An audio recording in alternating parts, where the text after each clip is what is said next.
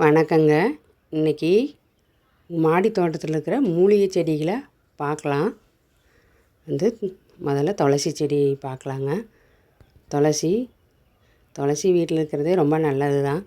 நம்ம எதுக்குனாலும் ஒரு சளி பிடிச்சாலும் ஒரு 2 இலையை மென்று சாப்பிட்டுக்கலாம். நம்ம கோயிலுக்கு கூட, பெருமாள் கோயிலுக்கு கூட நம்ம நிறைய துளசி இருந்தால் கோயிலுக்கு போகும்போது அதை மாலையாக கூட கட்டி கொண்டுட்டு போகலாம். சளிக்கும் நல்லது. குழந்தைங்க இருக்கிற வீட்டுக்கு துளசி இருக்கிறது நல்லது. வீட்டு முன்னாடி துளசி இருக்கிறது நல்லது தாங்க. இது கத்தாழை.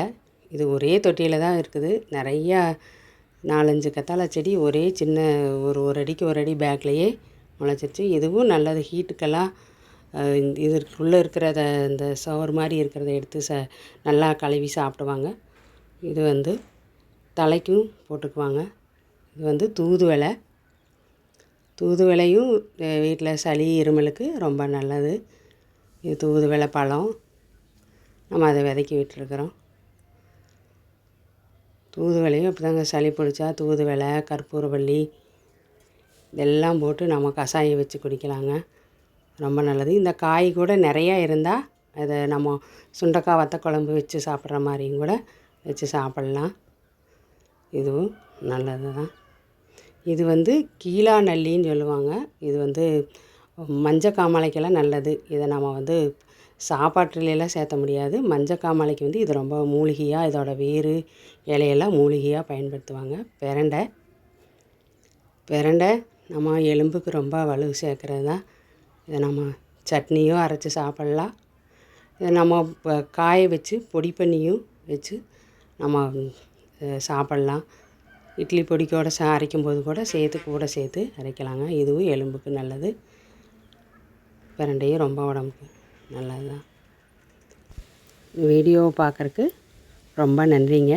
இந்த வீடியோ உங்களுக்கு பிடிச்சிருந்தா ஒரு லைக்கும் சப்ஸ்கிரைபும் பண்ணுங்கள். பிரண்டை நிறையா முளைச்சிருக்குது. நான் ஏற்கனவே பிரண்டை சட்னி எப்படி அரைக்கணும். இது வேப்பிலைங்க.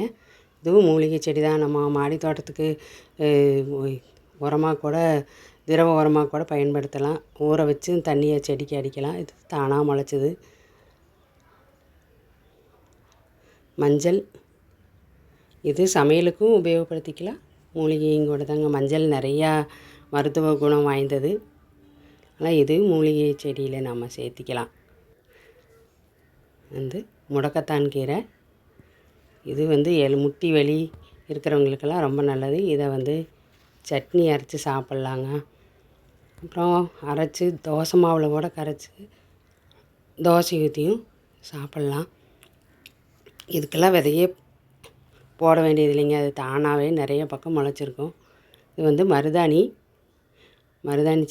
தொட்டி நான் கீழே கொண்டு வந்து வச்சுட்டேன். முதல்ல மேலே இருந்தது, கீழே கொண்டு வந்து வச்சுட்டு. இதுவும் மூலிகை தாங்க. நம்ம தலைக்கும் பயன்படுத்துகிறாங்க. கைக்கு வச்சாலும் நல்லா குளிர்ச்சி.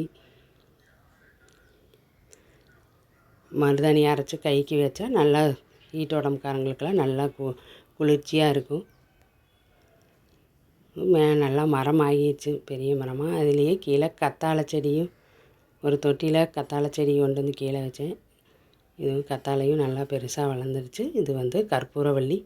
இதுவும் சளி இருமலுக்கெல்லாம் ரொம்ப நல்லது. அப்படியே பச்சையாகவும் மென்று சாப்பிட்லாம். கஷாயமாகவும் வச்சு குடிக்கலாம். ரொம்ப நன்றிங்க. இந்த வீடியோ பிடிச்சிருந்தா ஒரு